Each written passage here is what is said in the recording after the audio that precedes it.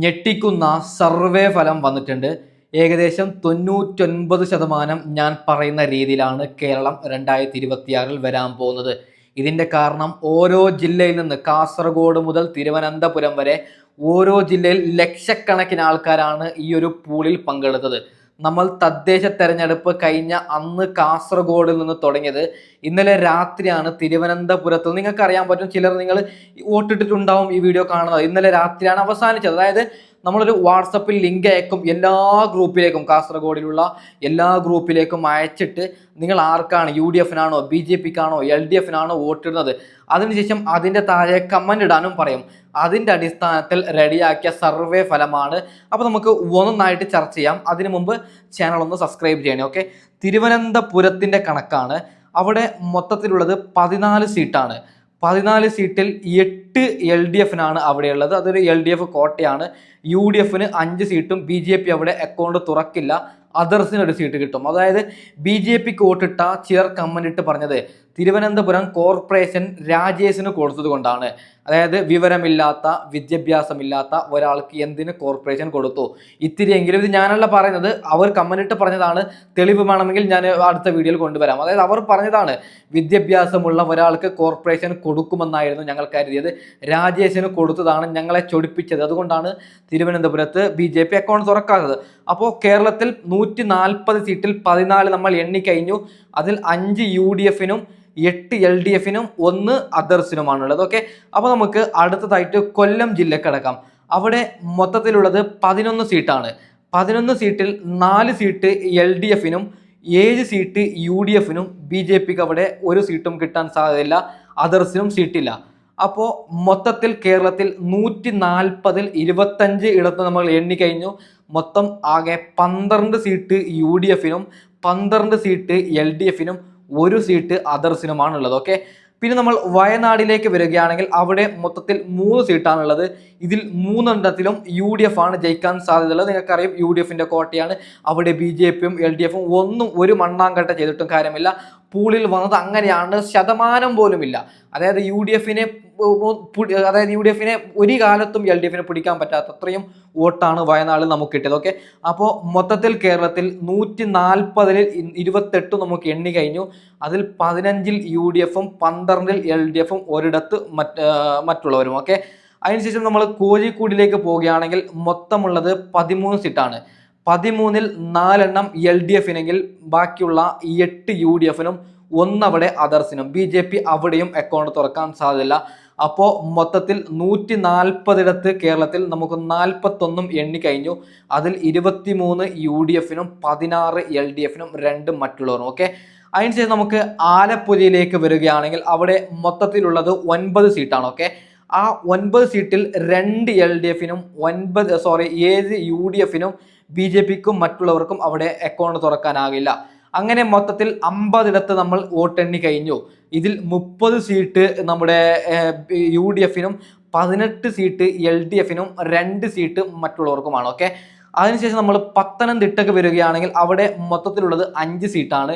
5ൽ ഒരൊറ്റ സീറ്റാണ് അവിടെ LDF കിട്ടുന്നത്. UDF 4 സീറ്റും BJPക്കും മറ്റുള്ളവർക്കും അവിടെയും അക്കൗണ്ട് തുറക്കാൻ പറ്റില്ല. ഓക്കെ, അപ്പോൾ ആകെ മൊത്തം 55 ഇടത്ത് നമ്മൾ എണ്ണിക്കഴിഞ്ഞു. അതിൽ 34 കേരളത്തിൽ 34 ഇടത്ത് UDFും 19 ഇടത്ത് LDFും 2 ഇടത്ത് മറ്റുള്ളവരാണ്. ഓക്കെ, അതിനുശേഷം നമ്മൾ കോട്ടയത്തേക്ക് വന്നു കഴിഞ്ഞാൽ അവിടെ മൊത്തമുള്ളത് 9 സീറ്റാണ്. ഈ 9 സീറ്റിൽ LDF 2 സീറ്റും UDF 7 സീറ്റും കിട്ടും. മറ്റുള്ളവർക്കും BJPക്കും അവിടെ അക്കൗണ്ട് തുറക്കാനാവില്ല. ആകെ മൊത്തം 64 ഇടത്താണ് നമ്മൾ വോട്ടെണ്ണിയത് 140 സീറ്റിൽ. അതിൽ 41 ഇടത്ത് UDFും 21 ഇടത്ത് LDFും 2 ഇടത്തുമാണ് മറ്റുള്ളവർ. ഓക്കെ, അതിനുശേഷം നമ്മൾ എറണാകുളത്തേക്ക് പോയി കഴിഞ്ഞാൽ ആകെ മൊത്തം 14 സീറ്റാണ് എറണാകുളത്തുള്ളത്. അവിടെ LDF 2 സീറ്റും UDF 12 സീറ്റും BJPക്കും മറ്റുള്ളവർക്കും അവിടെയും ഒരു ഒറ്റ സീറ്റും കിട്ടില്ല. ആകെ മൊത്തം 140ൽ 78 നമുക്ക് എണ്ണി കഴിഞ്ഞു. അവിടെ 53ൽ UDFിന്റെ കൊടുങ്കാറ്റാണ്, UDF തരംഗമാണ്. 23 ഇടത്ത് LDFും 2 ഇടത്ത് മറ്റുള്ളവരുമാണ്. ഓക്കെ, അതിനുശേഷം നമ്മൾ ഇടുക്കിയിലേക്ക് പോവുകയാണെങ്കിൽ ഇടുക്കിയിൽ ആകെ മൊത്തം 5 സീറ്റാണുള്ളത്. 5ൽ LDF 2ഉം UDF 3ഉം BJPക്ക് ഒന്നുമില്ല, മറ്റുള്ളവർക്കും ഒന്നുമില്ല. ആകെ മൊത്തം 140ൽ 83 ഇടത്ത് നമുക്ക് എണ്ണി കഴിഞ്ഞു. അതിൽ 56 കോൺഗ്രസും 25 LDFും 2 മറ്റുള്ളവർ. അപ്പോൾ നിങ്ങൾക്ക് 83 ബാക്കി ഞാൻ പറഞ്ഞുതരാം. ഇപ്പോൾ നിലവിൽ നമ്മൾ കാണുന്ന കാഴ്ചയിൽ കോൺഗ്രസ് തരംഗമാണ്. ഇതേ കണക്കായിരിക്കും നിങ്ങൾ തെരഞ്ഞെടുപ്പിൽ കാണുന്നത്. കാരണം നമുക്ക് സാധാരണക്കാരായ ജനങ്ങളാണ് വോട്ടിലാണ് നമ്മൾ സർവേ റെഡിയാക്കിയത്. ഒരുപക്ഷെ ഈ വീഡിയോ കാണുന്ന നിങ്ങളും വോട്ടിട്ടിട്ടുണ്ടാവും എൻ്റെ സർവേ ഞാൻ അയച്ച ലിങ്കിൽ. ഓക്കെ, ലക്ഷക്കണക്കിന് ഓരോ ജില്ലയിലും ലക്ഷക്കണക്കിന് ആൾക്കാർ വോട്ടിട്ടതിൻ്റെ അടിസ്ഥാനത്തിലാണ് നമ്മൾ സർവേ റെഡിയാക്കുന്നത്. ഗൾഫിലുള്ളവരും വിദേശത്തുള്ളവർ കുറച്ച് വോട്ടുണ്ടാവും. ഓക്കെ, എന്നാലും UDFന് നല്ലോണം മുൻതൂക്കമുണ്ട്. അതുകൊണ്ടാണ് സർവേ ഇങ്ങനെ വന്നത്. ഓക്കെ, നമുക്ക് അടുത്തതായി തൃശ്ശൂരിലേക്ക് പോവുകയാണെങ്കിൽ അവിടെ 13 സീറ്റാണുള്ളത്. 13-ൽ 3 LDFും 10 UDFും BJPക്കും മറ്റുള്ളവർക്കും അവിടെ ഒരൊറ്റ സീറ്റ് പോലും എടുക്കാൻ പറ്റില്ല. അപ്പോൾ ആകെ മൊത്തം 140-ൽ 96 നമുക്ക് വോട്ടെണ്ണി കഴിഞ്ഞു. അതിൽ 66 UDFും 28 സ്പീഡ് പറയുമ്പോൾ അങ്ങനെ എന്താണ് 28 LDFും 2 മറ്റുള്ളവരുമാണ്. ഓക്കെ, അതിനുശേഷം നമ്മൾ പാലക്കാടിലാണല്ലോ നമ്മുടെ രാഹുൽ മാങ്കൂട്ടത്തിൻ്റെ കള്ളഗർഭം കള്ളക്കേസ് എന്തൊക്കെയോ വന്നത്. പാലക്കാടിലേക്ക് പോവുകയാണെങ്കിൽ അവിടെ ആകെ മൊത്തം 12 സീറ്റാണുള്ളത്. അവിടെ LDFന് 7 സീറ്റും UDFന് 5 സീറ്റുമാണ്. രാഹുൽ മാങ്കൂട്ടത്തിൻ്റെ അവിടെ രാഹുലാണ് മത്സരിക്കുന്നതെങ്കിൽ രാഹുൽ ജയിക്കും, അല്ലെങ്കിൽ അവിടെ LDF ജയിക്കാനാണ് സാധ്യത എന്നാണ് സർവേ ഫലം പറഞ്ഞത്. അപ്പോൾ നിങ്ങൾ പറയും അങ്ങനെയാണെങ്കിൽ രാഹുലിനല്ല അവിടെ UDF ആണ് തോക്കുന്നതെങ്കിൽ BJP അല്ലേ അവിടെ ജയിക്കേണ്ടത്? അല്ല. അതായത് ക്രിസ്മസ് സമയത്ത് ന്യൂനപക്ഷങ്ങളായ ക്രിസ്ത്യാനികളെ ആക്രമിക്കുമ്പോൾ അവിടുത്തെ കൃഷ്ണകുമാർ സപ്പോർട്ട് കൊടുത്തത് ഈ പറയുന്ന BJPക്കാണ്. അതുകൊണ്ട് BJPക്ക് അവിടെയുള്ള സാധാരണക്കാരായ ഹിന്ദുക്കളും സാധാരണക്കാരായ മുസ്ലിമീങ്ങളും സാധാരണക്കാരായ ക്രിസ്ത്യാനികളും വോട്ടിടൂല. അത് വലിയ വിവാദമാണ്. അവർ അതിനെയാണ് കുറേ ക്രിസ്ത്യാനികളും കുറേ ഹൈന്ദവരും നമുക്ക് കമന്റിട്ട് പറഞ്ഞത്, ഒരിക്കലും കൃഷ്ണകുമാർ ഞങ്ങൾ വോട്ടിടൂല. കാരണം പിഞ്ചോമന കുട്ടികൾ ആക്രമിച്ചപ്പോൾ വെള്ളമടിച്ച് കള്ളു കുടിച്ച് വന്നത് ക്രിസ്ത്യാനികൾ എന്ന് പറഞ്ഞ ആളാണ് കൃഷ്ണകുമാർ. അപ്പോൾ അവിടെ BJPക്ക് സീറ്റില്ല. അവിടെ ആകെ മൊത്തത്തിൽ 7 സീറ്റ് LDFനും 5 സീറ്റ് UDFനുമാണ് അവിടെ ഉള്ളതൊക്കെ.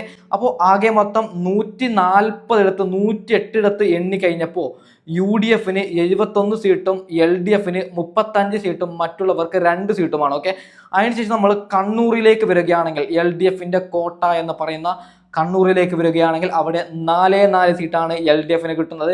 UDFനാകട്ടെ 7 സീറ്റുണ്ട്. ഇത് ഭരണ വികാര വിരുദ്ധതയാണ്. ഓക്കെ, ആകെ മൊത്തം 140-ൽ 119 നമുക്ക് വോട്ടെണ്ണി കഴിഞ്ഞു.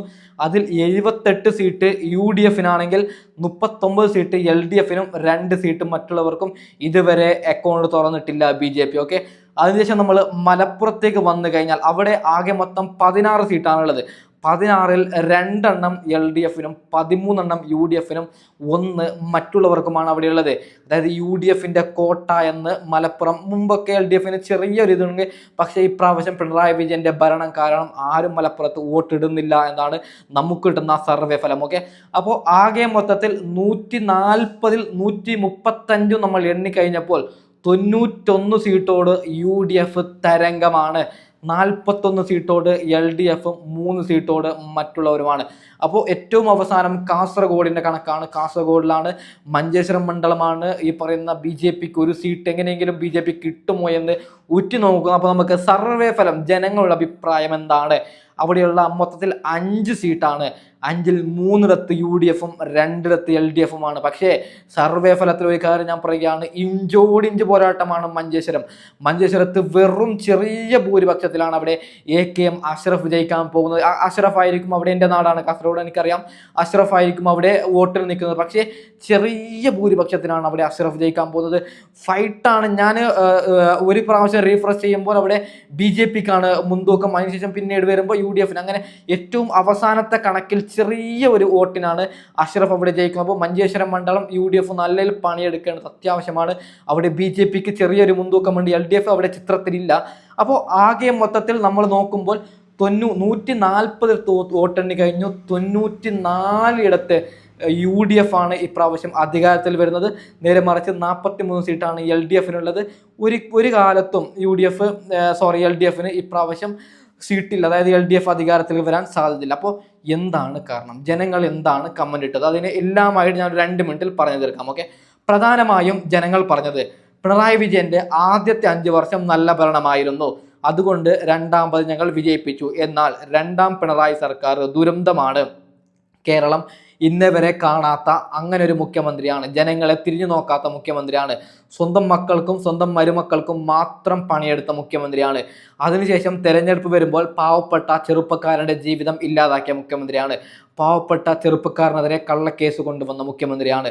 അതുകൊണ്ട് ഞങ്ങൾ ഇപ്രാവശ്യം പിണറായി വിജയൻ വോട്ടിടൂല എന്നാണ് കുറേ പേര് പറഞ്ഞത്. പിന്നെ ഒരു കാര്യം കൂടി പറയുകയാണ്, 43 സീറ്റാണ് LDF. പക്ഷേ അതും ചെറിയ ഭൂരിപക്ഷത്തിലാണ്. UDF ഇഞ്ചോടിഞ്ച് മത്സരത്തിൽ ചെറിയ ഭൂരിപക്ഷത്തിലാണ്. UDF ചെറിയ ഭൂരിപക്ഷമാണ് ചിലയിടത്ത് 10 സീറ്റിലൊക്കെ. അപ്പോൾ മാറി മറിയാൻ സാധ്യതയുണ്ട്. ഏകദേശം ഇതേ ട്രെൻഡായിരിക്കും. LDF സീറ്റ് കൂടൂല, ഇതൊന്ന് കുറയുന്നതല്ല. അതൊക്കെ ഞാൻ പറഞ്ഞു എന്ന് മാത്രം. അപ്പോൾ ഭരണവികാര വിരുദ്ധത നല്ല രീതിയിൽ ആണി അടിച്ചിട്ടുണ്ട് കേരളത്തിൽ. പിന്നീട് രാഹുൽ മാങ്കൂട്ടത്തിലിനെ ചതിച്ചതും നല്ല രീതിയിൽ ആണി അടിച്ചിട്ടുണ്ട്. പിന്നെ BJPക്ക് എന്തുകൊണ്ടാണ് വോട്ടിടാത്തത് എന്ന് ചോദിച്ചാൽ കുറേ പേര് നല്ലവരായ ഹൈന്ദവർ കമൻ്റ് ഇട്ട് പറയുന്നത്, അതായത് ഞങ്ങളിവിടെ ജാതിമത ഭേദമില്ലാതെ വിൻസെൻ്റ് ഒന്നാണ്, കൃഷ്ണൻ ഒന്നാണ്, മുഹമ്മദ് ഒന്നാണ്, അങ്ങനെ ജീവിക്കാനാണ് ഞങ്ങൾ ആഗ്രഹിക്കുന്നത്. എന്തിനു വേണം തെരഞ്ഞെടുപ്പ് വരാൻ ആകെ 3 മാസം ഇരിക്കെ BJP പാലക്കാടിൽ പാവങ്ങളായ ക്രിസ്ത്യാനികളെ ആക്രമിക്കുന്നു. കേരളത്തടക്കം നിരന്തരം ആക്രമണം, ഇന്ത്യയിലും ആക്രമണം. പിന്നെ അതായത് തെരഞ്ഞെടുപ്പിൽ വിജയിക്കാതെ ഒരു കോർപ്പറേഷൻ പിടിച്ചപ്പോൾ BJP ആക്രമണം തുടങ്ങി. ആ BJP വിജയിച്ചു കഴിഞ്ഞാൽ എന്താവും അവസ്ഥ? പള്ളികൾ തകർക്കപ്പെടും.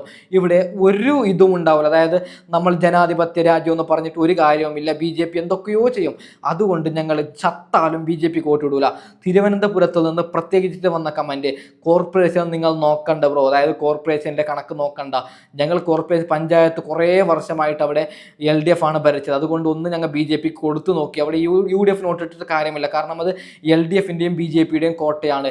പക്ഷേ BJPക്കാർ ഈ പറഞ്ഞ രാജേഷിനെ മറ്റേ മേയറാക്കുമെന്ന് ഞങ്ങൾ ഒരിക്കലും വിചാരിച്ചിട്ടില്ല. നല്ല വൃത്തിയുള്ള, ഇത്തിരിയെങ്കിലും ഒരു നീട്ടുള്ള, ഒരുപടി സംസാരിക്കാൻ അറിയുന്ന, വിദ്യാഭ്യാസമുള്ള ഒരാളെ മേയറാക്കുമെന്നാണ് ഞങ്ങൾ വിചാരിച്ചത്. പക്ഷേ രാജേഷിനെ അവർ മേയറാക്കി. അതൊക്കെയാണ് BJPക്ക് വോട്ടിട്ട് അവർ പറഞ്ഞത്. തീർച്ചയായിട്ടും BJP അക്കൗണ്ട് തുറക്കാൻ പോകുന്നില്ല. നിങ്ങൾ ഈ ഒരു സർവേ ഫലം സ്ക്രീൻഷോട്ട് എടുത്ത് വേണമെങ്കിൽ വെച്ചോളൂ. നമ്മൾ കാണാം 3 മാസം കഴിഞ്ഞിട്ട്. ഓക്കെ, വീണ്ടും സർവേ ഫലം ഒന്നൊന്നായിട്ട് ഞാൻ വീണ്ടും കൊണ്ടുവരാനുണ്ട്. അപ്പോൾ ഏതായാലും തൽക്കാലം വൈൻഡപ്പ് ചെയ്യുകയാണ്. ചാനൽ ഒന്ന് സബ്സ്ക്രൈബ് ചെയ്യണേ. Okay, by.